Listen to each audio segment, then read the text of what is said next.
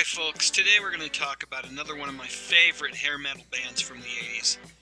Yeah, we're going to talk about the band that invented the term Ratt and Roll, and more specifically, just spend a few minutes talking about the supremely talented Robbin Crosby.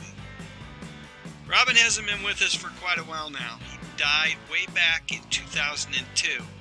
You know how people say that time flies? Well, this is a perfect example because it feels like it was just yesterday. It's hard to believe that it's been 15 years now. Way back in 1985, I would have never guessed that this is how it was going to end for one of my favorite guitarists. I loved Out of the Cellar. MTV was playing Round and Round non-stop. I was grooving to Wanted Man, and Ratt was taking advantage of their newly found fame by hitting the road for an exhausting tour which included a stop at the Salt Palace Arena in Salt Lake City. I was pretty excited to see these guys, and when they hit the stage, there was one performer who just shined I was going to say a little, but a lot more brightly than anyone else on the stage that night. Yeah, that was Robbin. Maybe it's because the guy was a giant, but his presence just commanded attention. Ratt followed Out of the Cellar with my all-time favorite album by the band, Invasion of Your Privacy. Lay It Down was the single, but my preference was You're in Love.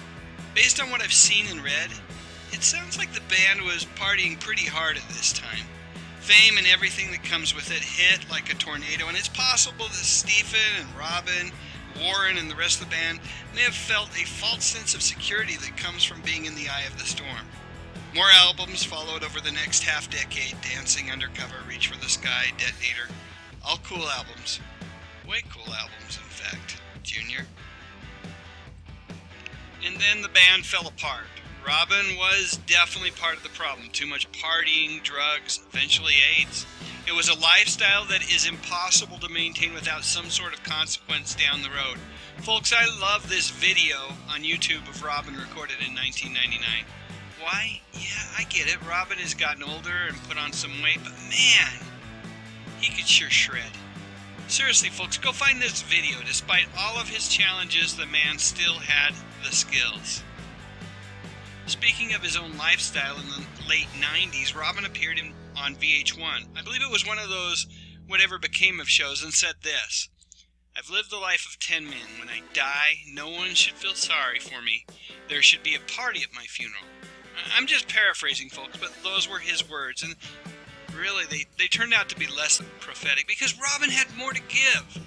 It's hard to celebrate when someone has so much more to share. It breaks my heart to see such a talent taken from us.